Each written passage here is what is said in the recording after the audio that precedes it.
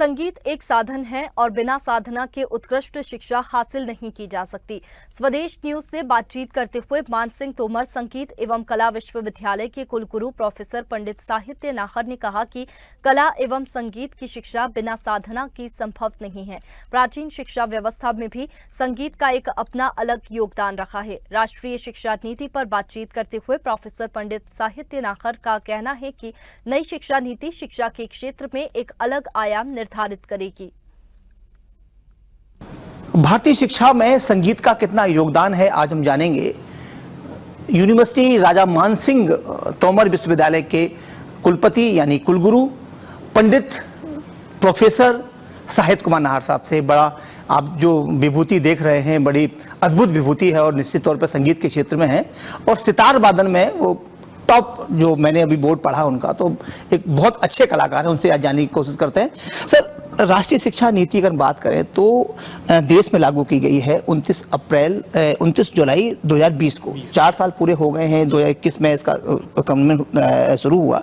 अगर हम बात करें तो शिक्षा में के क्षेत्र में संगीत का कितना बड़ा योगदान है, आपसे बेहतर कोई नहीं बता सकता। पहले तो हम आपको बहुत बहुत साधुवाद और धन्यवाद देंगे कि आपने मुझे ये अवसर दिया।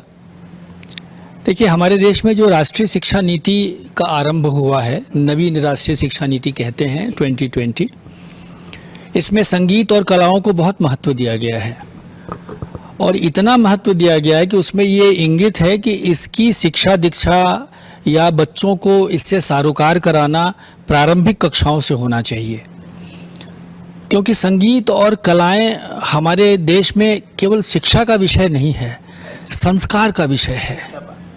संस्कार का विषय है। हमारे देश की जो सांस्कृतिक मर्यादा है, हमारे देश की जो सांस्कृतिक धरोहर है, उसमें संगीत और कलाएं आज से नहीं, वैदिक काल से एक अपना बहुत महत्वपूर्ण स्थान रखती हैं। आप देखिए कि वो चाहे सतयुग हो, त्रेता युग हो, हम तो रामायण काल कहें, महाभारत काल कहें, या विभिन्न प्रकार के ऐतिहासिक दौर में कोई भी राज दरबार ऐसा अछूता नहीं रहा है जहां संगीत के कलाकारों को आश्रय न दिया गया हो, सम्मान न मिला हो कहीं भी।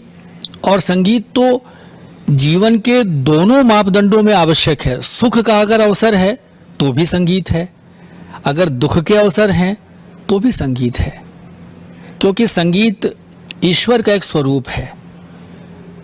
हम जब ईश्वर से एक साक्षात्कार बनाने की चेष्टा करते हैं तो संगीत का जन्म होता है। आपने देखा होगा, आपने अनुभव किया होगा कि हमारे प्रायः सभी देवी देवता संगीत के किसी न किसी वाद्य के साथ निरूपित किए जाते हैं। हम भगवान श्री गणेश कहें, भगवान शंकर कहें, भगवान श्री कृष्ण जी कहें, माता सरस्वती कहें, सबको। तो जब संगीत साधक या हम लोग जब साधना करते हैं तो हम उस परमपिता परमेश्वर से एक लिंक बनाते हैं, बॉन्डिंग स्थापित करते हैं और स्वर के माध्यम से, ताल के माध्यम से, रागों के माध्यम से, बंदिशों के माध्यम से हम उनसे साक्षात्कार करते हैं और साधना करते हैं। अब रही बात शिक्षा नीति। राष्ट्रीय शिक्षा नीति में जो संगीत और कलाओं की परिकल्पना है, जैसा मैंने अभी आपको अवगत कराया कि प्रारंभिक कक्षाओं से है। इससे दो चीज़ें होती हैं, एक तो संस्कार मजबूत होता है और दूसरे बच्चों में, विद्यार्थियों में अध्ययन करने और साधना की एकाग्रता इससे निर्मित होती है। ये बहुत महत्वपूर्ण बात है।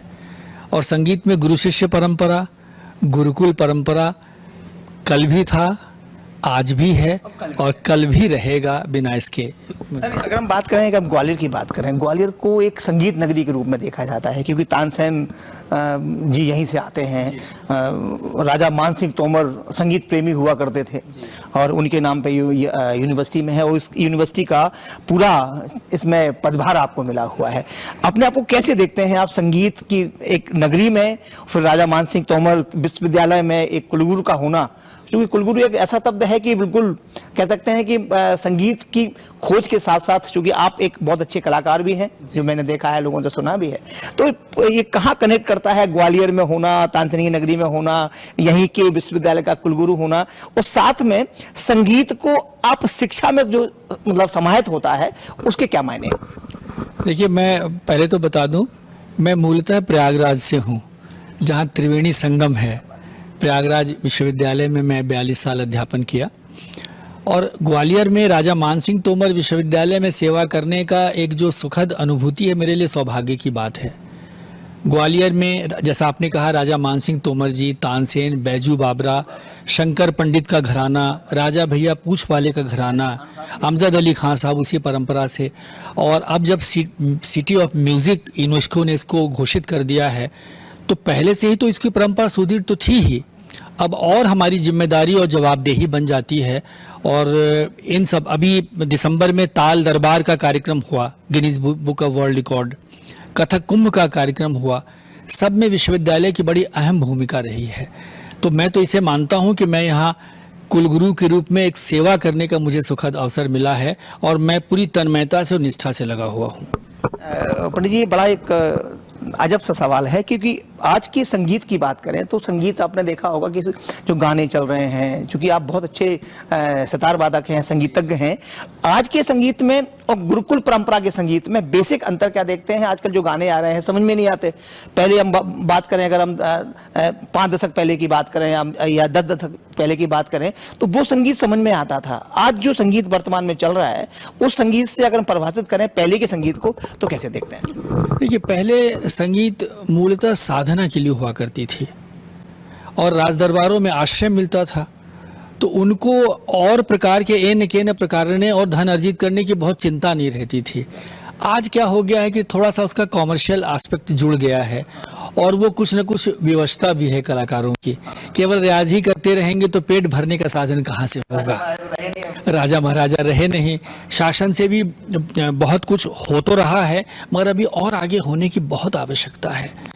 तो आज के समय में और उस समय के संगीत में मूल कारण यही है, मगर फिर भी आज बहुत से कलाकार ऐसे हो रहे हैं जो भारत का जो यश पताका है संस्कृति के क्षेत्र में पूरे विश्व में फहरा रहे हैं। मेरा आखिरी सवाल है पंडित जी आपसे, 102 पेज की जो राष्ट्रीय शिक्षा नीति है, अभी पूरी तरह से उसे लागू नहीं किया गया। इसके आपको क्या लगता है कि इसकी जरूरत थी या जो पुरानी शिक्षा नीति थी वही बेहतर थी?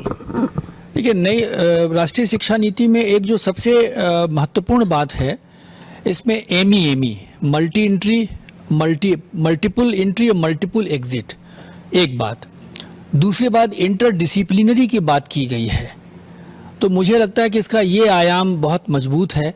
अब चूंकि हम लोग के यहाँ की शिक्षा की नींव अभी उस तरह से उतनी सशक्त नहीं रही है, तो हमें उस गोल को अचीव करने में थोड़ा सा वक्त लगेगा, मगर अच्छा है, ये बढ़िया। आप संतुष्ट हैं एज ए कुलगुरु होने के? हाँ, मैंने अपने यहाँ लागू कर दिया है। अच्छा। मध्य प्रदेश शासन ने जिस वर्ष से शिक्षा नीति लागू करी, हम प्रथम वर्ष से अपने शासन के निर्देशों के अनुसार हमने अपने विश्वविद्यालय में लागू कर दिया है और सफलतापूर्वक चल रहा है।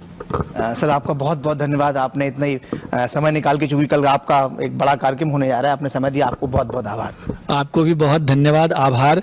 और ये कुलगुरु संदीपनी सम्मान का जो आयोजन आपका होने जा रहा है उज्जैन में, मैं इसके लिए हृदय से शुभकामनाएं आपको प्रेषित करता हूं। बहुत बहुत धन्यवाद। हमारे साथ थे पंडित साहित्य कुमार नाहर साहब, प्रोफेसर हैं, और इनका साफ मत है कि संगीत पहले साधना होती थी, आज कहीं ना कहीं थोड़ा सा जीविकोपार्जन का साधन बनता जा रहा है। और राष्ट्रीय शिक्षा नीति को वो उन्होंने बिल्कुल आभार व्यक्त किया है मध्य प्रदेश शासन का, मध्य प्रदेश सरकार का, और साथ में देश के जो शिक्षा मंत्रालय उसका, कि राष्ट्रीय शिक्षा नीति से निश्चित तौर पर एक नई ऊर्जा का संचार होगा। कैमरा पर्सन धर्मवीर के साथ अरविंद चौहान।